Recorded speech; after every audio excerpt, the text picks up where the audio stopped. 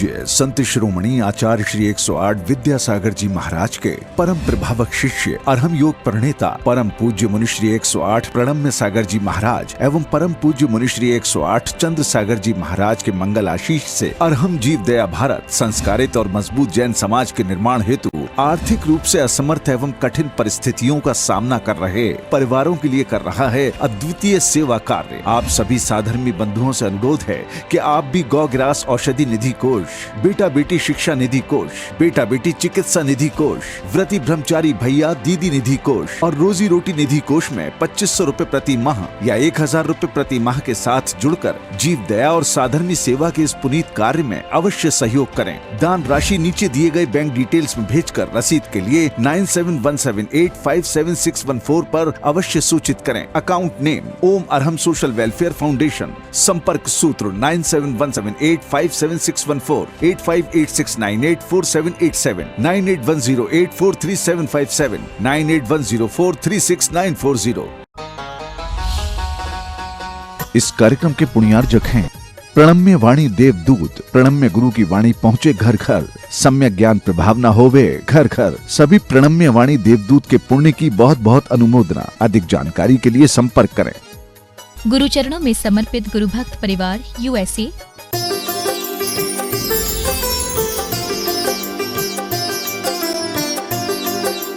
ओम नमः सिद्धेभ्यः। ओम नमः सिद्धेभ्यः।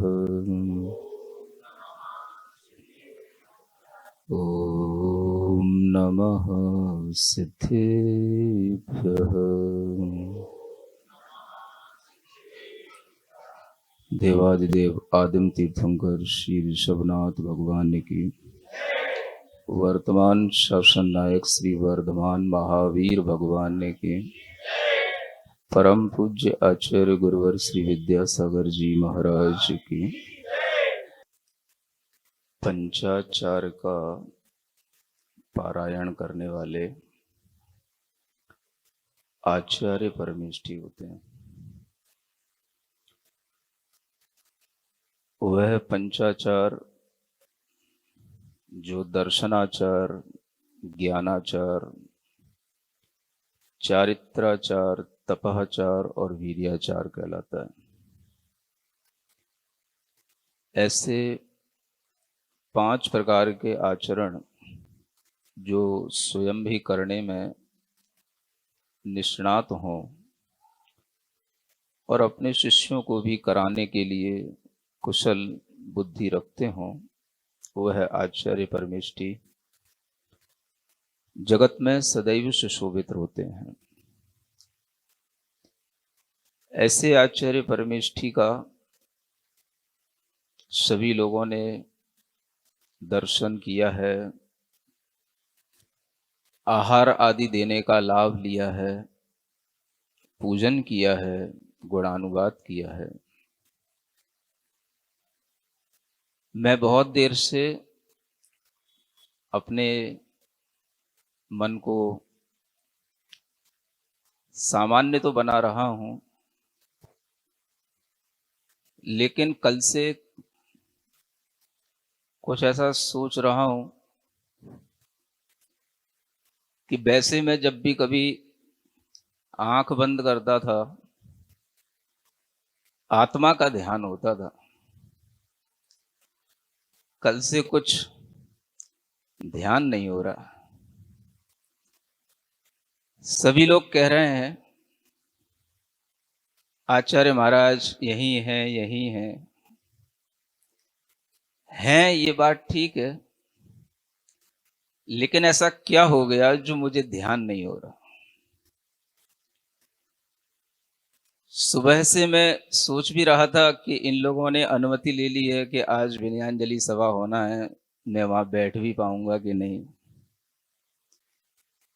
विचार करते करते सब तरह की टेक्निक अपना रहा था कि मन को कैसे डाइवर्ट किया जाए। एक अच्छी टेक्निक समझ में आई मुझे, आपको बता देता हूं। क्योंकि योग साधना के लिए हर तरह की टेक्निक आवश्यक है। आपके भी अपने परिचितों का, इष्ट व्यक्तियों का, अपने बंधुओं का जब वियोग होता है तो आप कैसे अपने आप को संभाल पाते हैं या नहीं संभाल पाते? कभी कभी लगता था कि लोग क्यों बिना वजह रोते हैं। कल से ऐसा समझ में आ रहा है कि बिना वजह नहीं रोते हैं, कुछ वजह होती है। और वह संभालने की एक टेक्निक जो समझ में आई, मैं मंच पे भी बहुत देर से आंखें खोल करके बैठा हुआ था। आप लोगों ने देखा, मैं इतनी देर आंखें खोल करके मंच पर कभी नहीं बैठता। आज मैं बाहर ही बाहर देख रहा हूं, बाहर ही बाहर देख रहा हूं, क्योंकि भीतर कुछ दिख नहीं रहा है। हंसने की कोशिश कर रहा हूं ताकि माइंड दूसरी तरफ रहे और मैं आपसे कुछ कह सकूं। पंचाचार में परायण आचार्य परमेष्ठी होते हैं और उन आचार्य परमेष्ठी के साथ साथ श्रमण जो होते हैं, उन सब के लिए एक जीवन साधना का वर्गीकरण होता है। अपनी उम्र का 5 कालों में विभाजन कर लेना: शिक्षा काल, दीक्षा काल, गढ़ पोषण काल, आत्म संस्कार काल और संलेखना काल। आचार्य महाराज ने ये सब तो कर ही लिया, किंतु जब हम उनके अतीत में देखते हैं तो बाहर से देखने पर जो समझ आता है उसमें उनके वह 5 काल कुछ और ही अद्भुत रूप में दिखाई देते हैं। उन्होंने अपने जीवन में प्रारंभ में शिक्षा काल अपनाया। दीक्षा तो उनकी यूं ही हो गई। शिक्षा काल उन्होंने अपनाया और एक समय तक उन्होंने शिक्षा ली। शिक्षा के बाद में जैसे ही उनकी दीक्षा हुई, दीक्षा के बाद ही उन्होंने साधना शुरू कर दी और उन्होंने एक साधना काल उसको बनाया। जब वह साधना काल आगे बढ़ा तो उसके बाद में फिर उन्होंने संघ वृद्धि का काल बनाया और संघ की वृद्धि की। तो संघ की वृद्धि करते करते फिर उन्होंने समाज के अंदर एक दिशा बोध देने का कार्य शुरू किया। अनेक तरह के तीर्थ और जिनालयों के माध्यम से, अनेक तरह की गौशालाएं और अनेक तरह के जन कल्याणक प्रकल्पों के माध्यम से उन्होंने दिशा बोध देना शुरू किया। और जब उनका वह काल भी आगे बढ़ा तो फिर उन्होंने देश को संबोधन देना शुरू किया, देश के लिए सोचना शुरू किया। और इस तरह से वह अपने जीवन में अपने ज्ञान के विकास के साथ साथ, अपने विचारों के विकास के साथ साथ चरम पर पहुंचते गए। और वह इतना चरम पर पहुंचे कि उन्हें कुछ नहीं करना पड़ा, वो सिर्फ विचार देते थे और उन विचारों का आदान प्रदान इस तरह से होता था, विचारों की गूंज इतनी दूर तक जाती थी कि देश के बड़े बड़े नेता भी उस विचार से अपने आप हिल जाते थे। और उसी की वजह थी, कल आपने देखा होगा बीजेपी की कोई एक नेशनल एक कॉन्फ्रेंस चल रही थी और उसमें सभी बीजेपी के दिग्गज नेता बैठे हुए थे और उस सभा में भी आचार्य महाराज को स्मरण किया गया और 1 मिनट के लिए मोदी से लेकर के सभी बड़े नेताओं ने मौन धारण किया। देश के लिए, समाज के लिए, संघ के लिए और फिर उसके साथ साथ अपने लिए भी इतना ज्ञान और विचार और अपने अंदर इतनी क्षमता बना करके चलना, ये हर किसी के बस की बात होती नहीं है।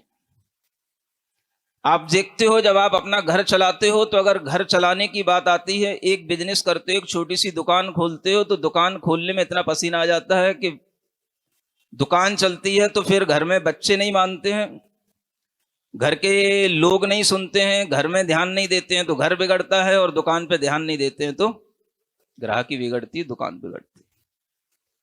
आप सोचो एक ऐसा महात्मा जिसने अपने जीवन में स्वयं को तो कभी छोड़ा ही नहीं और पर को इतना जोड़ते चले गए, इतना जोड़ते चले गए कि पर जुड़ता तो गया लेकिन वे पर से कभी भी जुड़े नहीं।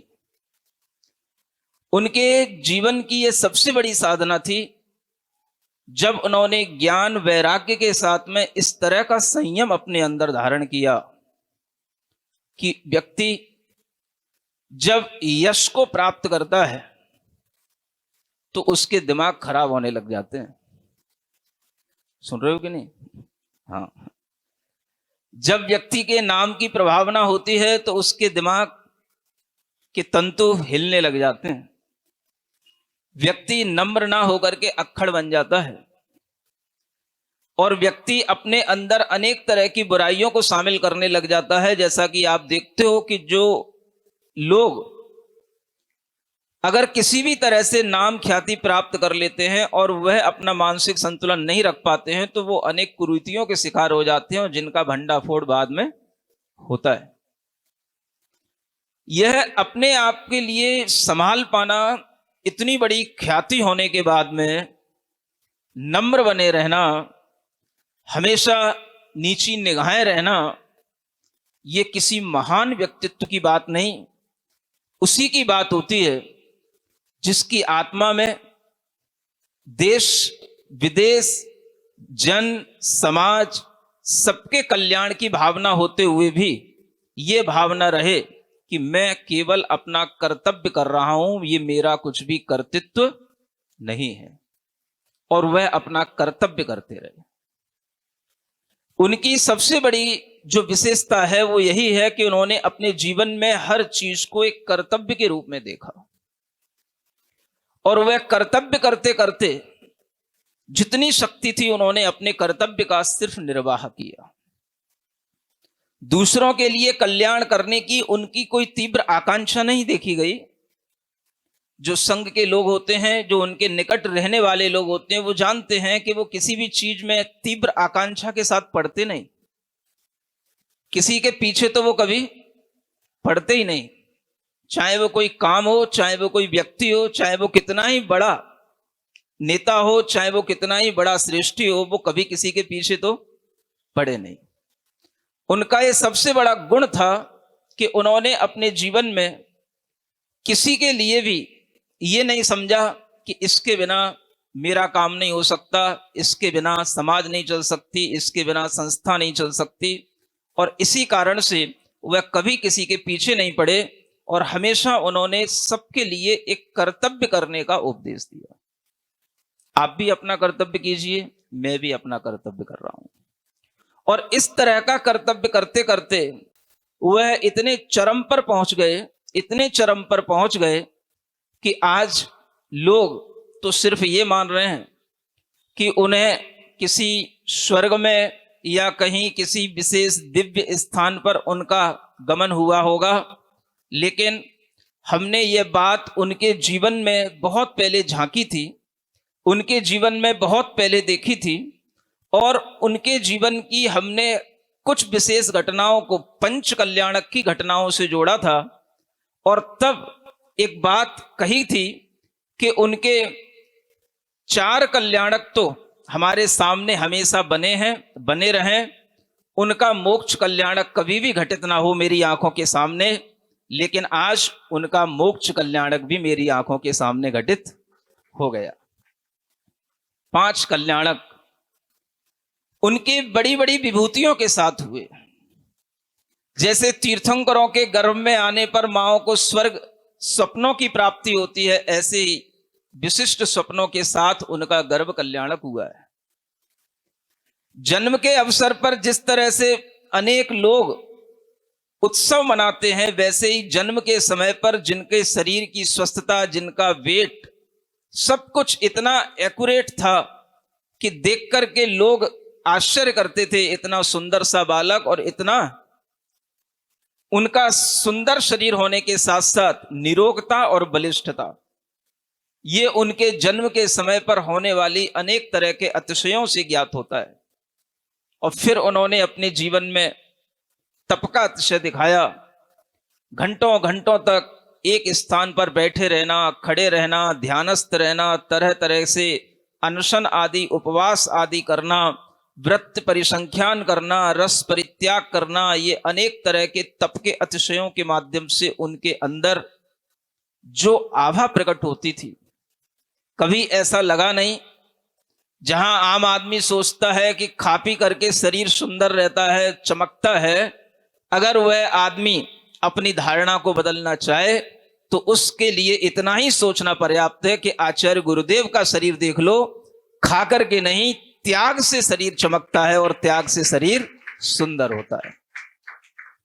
उनके शरीर की सुंदरता, उनके शरीर का रूप का निखार कहें या उनके चेहरे के आकार का परिवर्तन कहें, अगर आप कभी पुरानी फोटो और नई फोटो लगा करके देखो तो मुझे कहीं से कहीं तक नहीं लगता कि जिन आचार्य ने कभी दीक्षा ली हो, मुनि विद्यासागर जी महाराज ने, उनका फोटो जो युवावस्था का जब वे दीक्षा देते हैं और जब वे संग वृद्धि करते हैं और फिर उसके बाद में जब उनके दंत पंक्तियां जब उनका सहारा नहीं लेती हैं और जब व्यक्ति के दांत निकल जाते हैं, उसके बाद में उसका चेहरा कैसा कुमला जाता है और कैसा उसका चेहरा बिल्कुल फीका पड़ जाता है, लेकिन उसके बावजूद भी उनके चेहरे पर एक नई आकृति आ गई और ऐसा लगा कि जैसे कोई नयापन हर समय उनके अंदर आता चला जा रहा है और कोई नई दिव्य चेतना का विकास उनके अंदर होता चला जा रहा है।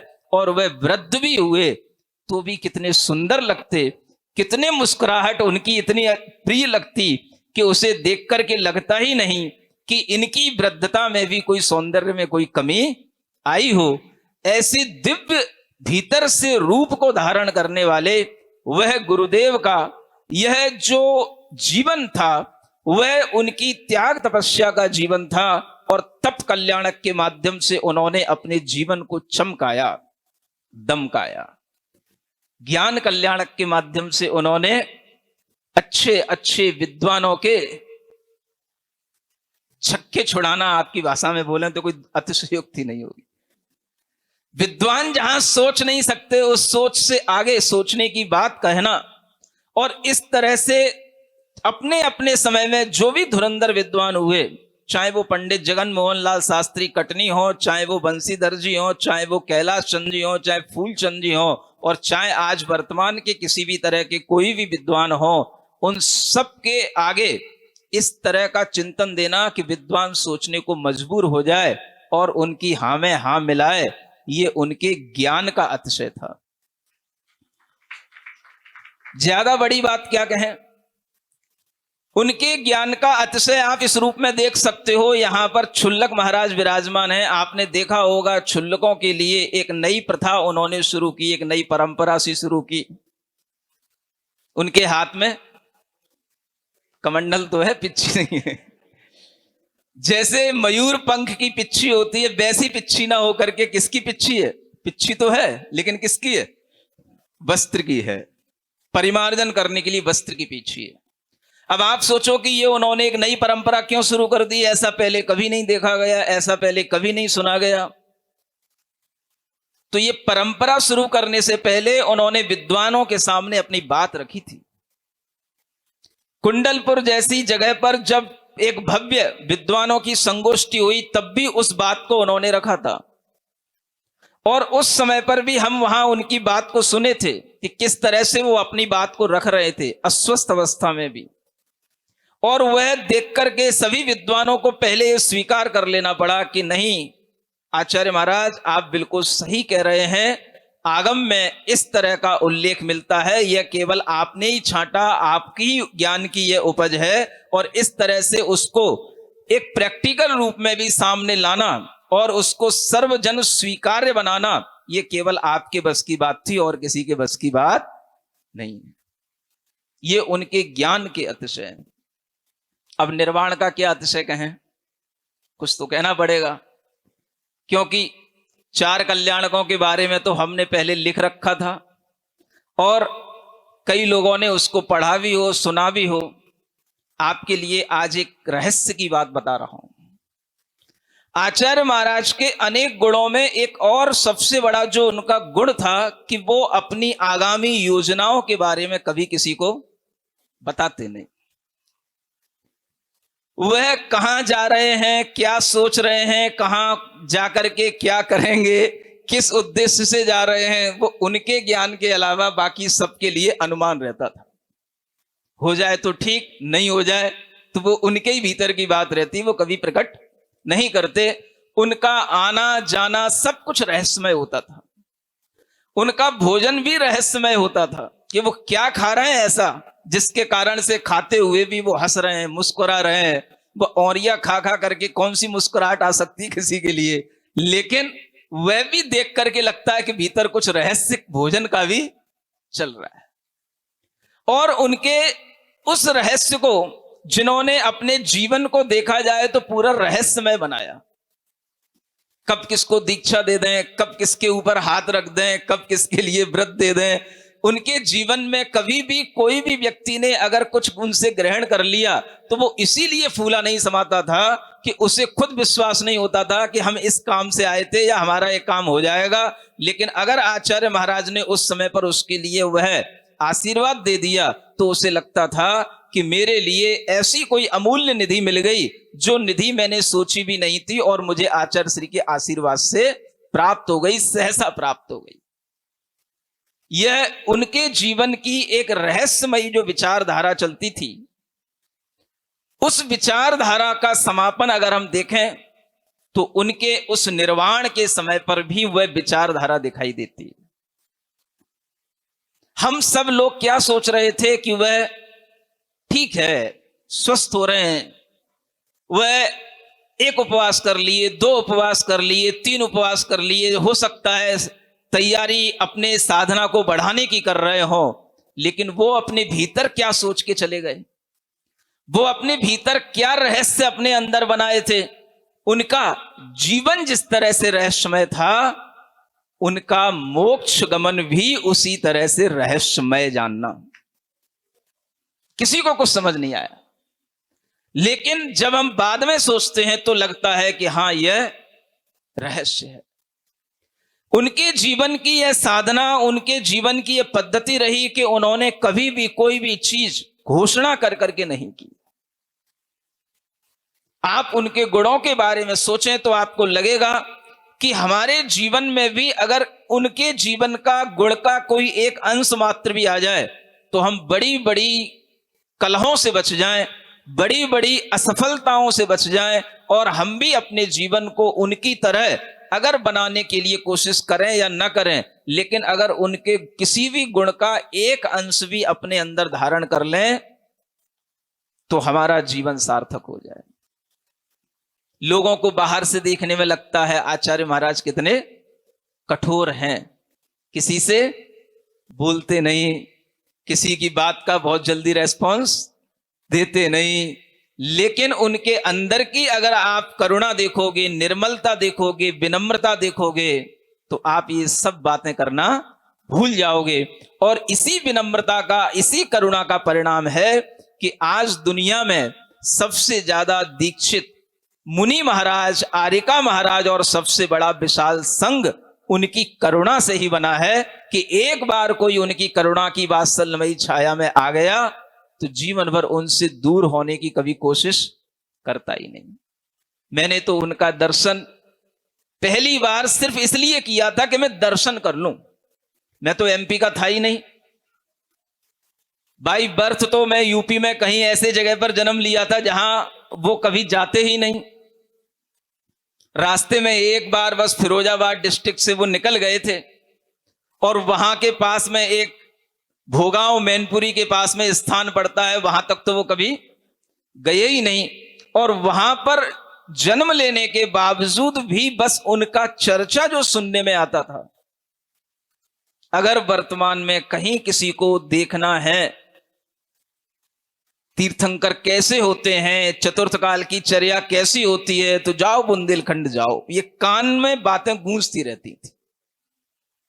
और बस उसी को ध्यान में रख करके एक बार उनके दर्शन करने के लिए पहुंच गया था कुंडलपुर में 95 में, और जो पहली बार दर्शन किया तो बस फिर उसके बाद में सोच लिया हम इन्हीं के हो गए हैं।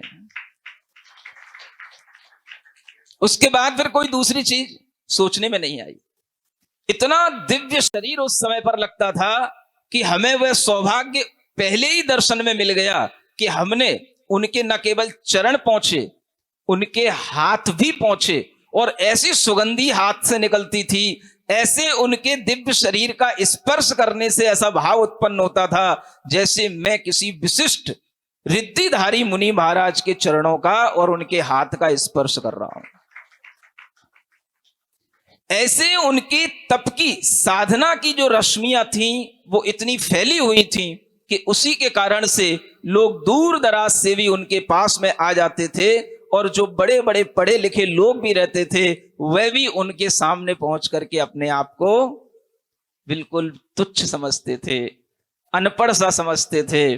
और इसी की वजह से आपने देखा होगा कि आज भारत में जो नई शिक्षा नीति बनी है, उस नई शिक्षा नीति में भी आचार्य गुरुदेव का नाम है कि उन्होंने जो शिक्षा की पद्धति बदलने के लिए अनेक तरह के विचार दिए, उन विचारों की श्रृंखला में जिन महानुभावों के नाम है उनमें सर्वप्रथम आचार्य गुरुदेव का नाम है। दुनिया को एक नई दिशा देना अपने आप में जितना महत्वपूर्ण कार्य है, उतना ही महत्वपूर्ण कार्य होता है कि हम अपने अंतरंग को पंचाचार से, रत्नत्रय से सदैव सुशोभित किए रहें। कुंडलपुर में जब महामहोत्सव हुआ, उस समय पर दर्शन बहुत सालों के बाद हुए, और फिर जब वहां से बिहार हुआ तो हमारा बिहार एक दिन पहले हो गया, दूसरे ही दिन आचार्य महाराज का बिहार हो गया। और हम जब तक वहां आगे बढ़े तब तक वह भी दूसरी दिशा में आगे बढ़ने लगे, लेकिन अचानक से उनका जो रथ था वो डाइवर्ट हो गया और वे रहली की दिशा में बढ़ने लगे। वो एक टोल नाका था, वहां पर भी हम दर्शन करने के लिए फिर से पहुंच गए, और वहां पर दर्शन करने के बाद में वह, मैं इसलिए कह रहा हूं कि वह साक्षात्कार का मेरा अंतिम दर्शन था। और उस दर्शन के उपरांत जब वह आगे बढ़ रहे थे डोली में बैठ करके विहार करने के लिए, बिल्कुल बाहर कमरे के बाहर निकल करके, तब उन्होंने सामने बिठा करके मुझे संबोधन दिया। क्या करना है, ऐसा संबोधन दिया। और वह संबोधन मेरे ही कान में कह रहे हैं, सभी मुनि महाराज और भी हैं आसपास खड़े हुए हैं, और वह कह रहे हैं, हमारे लिए संबोधन दे रहे हैं, चेतन धन की ओर ध्यान दो। किसकी ओर? चेतन धन को संभालो, प्रतिभाओं का संकलन करो, जो कलाएं हैं उसको विकसित करो, और जिन कलाओं के माध्यम से लोग अनेक तरह से अपनी आजीविका के साधन बना करके अपने को आत्मनिर्भर बना सकें, उस तरह की विधाओं को विकसित करो, उस तरह के जानकार लोगों को अपने पास में रखो। इस तरह के उन्होंने अनेक अनेक संबोधन दिए। तो हम तो हाथ जोड़ करके बैठे थे, प्रतिभाओं को संकलित करो। हम कहां से संकलित करें? प्रतिभाएं तो सब आपके पास आती हैं, हमारे पास तो कोई आता ही नहीं है। तो हमने कहा पहले आप हमें कुछ संकलित करके दे दो, फिर देखेंगे। तो आचार्य महाराज ने उसकी के बाद में हमें ये 3 प्रतिभाओं को संकलित करके दिया। आज रत्नत्रय के धन से तो मेरी आत्मा चमक ही रही है, लेकिन उनका दिया हुआ एक बाहरी अगर ये धन है तो ये 3 प्रतिभाएं भी आज हमारे पास में उन्हीं के दिया हुआ वह धन है, जिसके माध्यम से उन्होंने कहा और प्रतिभाओं को संकलित करो। हमने कहा पहले आप बताओ, पहले आप दो, उसके बाद में हमारे पास कौन आता है। तो उन्होंने यहां से शुरुआत की। अब उनका दिया हुआ ज्ञान, उनके दिए हुए संकेत, उनके दिए हुए निर्देश, उनके दिए हुए विचार, आज सब कुछ हमारे दिमाग में इधर उधर सब कुछ घूम रहा है। जीवन में उनके आशीर्वाद से सब कुछ मिला है और आगे भी मिलेगा तो उन्हीं के आशीर्वाद से ही मिलेगा। और वह मिलता जाएगा। हमें जीवन के अंदर केवल बस इतना भाव देखना है कि मुझे लगता है कि शायद प्रत्यक्ष होने पर हम गुरु की इतनी भक्ति नहीं कर पाते थे, अब हम उससे भी ज्यादा भक्ति अब हम गुरु की कर पाएंगे। ये हमें एक सौभाग्य का अवसर अब मिलना शुरू हुआ है। अगर कभी आपने वर्धमान स्तोत्र पढ़ा हो तो उसमें एक लाइन लिखी है भगवान वर्धमान स्वामी की भक्ति में, महावीर स्वामी की भक्ति में, प्रत्यक्ष तोप्यधिक राग मति परोक्ष। हे भगवान, मैंने आपको कभी देखा नहीं, सुना नहीं, लेकिन फिर भी परोक्ष होने पर भी मेरे अंदर जो राग प्रत्यक्ष से भी बढ़कर के आपके प्रति आता है, तो मुझे ऐसा लगता है कि प्रत्यक्ष से ज्यादा राग परोक्ष में होता है। वो तो लिखा था भगवान के लिए, अब वही भाव आ रहा है गुरुदेव के लिए। वह भक्ति का भाव कम नहीं और अधिक बढ़ेगा, और उसी भक्ति के भाव के फलश्रुति से यह जीवन आगे चलेगा। जीवन में हमेशा यही भाव रहा। जब भी कभी गुरुदेव के लिए कुछ मन में भाव आया तो वह भाव इसी रूप में आया, अस्त हो रहे ज्ञान सूर्य ने सोचा था एक दिन की शाम, मेरे ढल जाने के बाद कौन करेगा मेरा काम। यह गुरुदेव और उनके भी गुरु की भक्ति के रूप में यह भाव जब पहले गाते थे तो लगता था कि यह काम गुरुनाम गुरु आचार्य ज्ञान सागर जी महाराज का हो रहा है। अब ऐसा लगता है कि कौन करेगा उनका काम।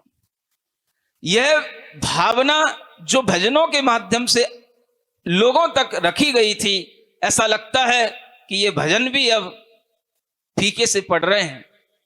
और उन्हीं भजनों में एक जो भाव था, हम उन्हीं के हो गए हैं, यह भाव भी उन्हीं भजनों में से एक भजन का भाव बनाया था। जब गुरु महाराज को देख करके ऐसा लगा था, मेरे गुरु हैं महा इनसा जग में कहां, मेरे गुरु हैं महा इनसा जग में कहां, पाया जब से दर्श हुआ सम्यक दर्श, हो समाधि मरण फिर मिले गुरु चरण, हो समाधि मरण फिर मिले गुरु चरण, एक यही कामना कर चले हैं, हम इन्हीं के हो गए हैं, हम इन्हीं के हो गए हैं, हम उन्हीं के हो गए हैं। आज मैं आपके समक्ष इतना बोल पाया। मैं बहुत देर से मानसिकता बनाने के बाद में इस तरह के आपको बातें बताया हूं कि जिसमें मेरा ज्यादा हृदय अभी स्पर्श नहीं किया है, क्योंकि अगर हृदय स्पर्श करता तो फिर कंठ नहीं बोल पाता। इसलिए ये सब जो आपको बोला है, ये सब ऊपर ऊपर की बातें हैं, भीतर की बातें कुछ और हैं।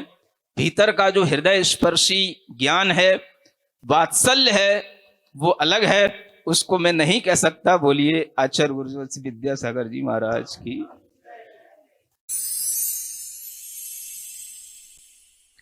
सिरिजिण वाणी जग कल्याणी, जग जन मदतम मोहरी, जन हारी गढ़हर हारी, जम जरा भव रोग हरि, तिथ्य राणम दिव्य झुणिम जो पढ़ई सुनई मय्ये धारई, राणम सौख मणंतम धरिय, सासद मोक्ष पदम पावई, सासद मोक्ष पदम पावई।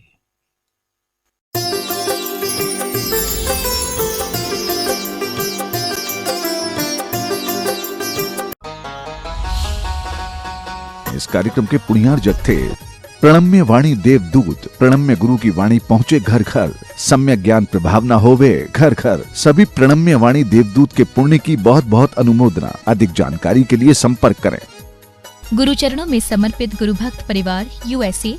परम पूज्य संत शिरोमणि आचार्य श्री 108 विद्यासागर जी महाराज के परम प्रभावक शिष्य अरहम योग प्रणेता परम पूज्य मुनिश्री 108 प्रणम्य सागर जी महाराज एवं परम पूज्य मुनिश्री 108 चंद्र सागर जी महाराज के मंगल आशीष से अरहम जीव दया भारत संस्कारित और मजबूत जैन समाज के निर्माण हेतु आर्थिक रूप से असमर्थ एवं कठिन परिस्थितियों का सामना कर रहे परिवारों के लिए कर रहा है अद्वितीय सेवा कार्य। आप सभी साधर्मी बंधुओं से अनुरोध है कि आप भी गौ ग्रास औषधि निधि कोष, बेटा बेटी शिक्षा निधि कोष, बेटा बेटी चिकित्सा निधि कोष, व्रती ब्रह्मचारी भैया दीदी निधि कोष और रोजी रोटी निधि कोष में 2500 रूपए प्रति माह या 1000 रूपए प्रति माह के साथ जुड़कर जीव दया और साधर्मी सेवा के इस पुनीत कार्य में अवश्य सहयोग करें। दान राशि नीचे दिए गए बैंक डिटेल्स में भेजकर रसीद के लिए 9717857614 पर अवश्य सूचित करें। अकाउंट नेम ओम अरहम सोशल वेलफेयर फाउंडेशन। संपर्क सूत्र 9717857614 8586984787 9810843757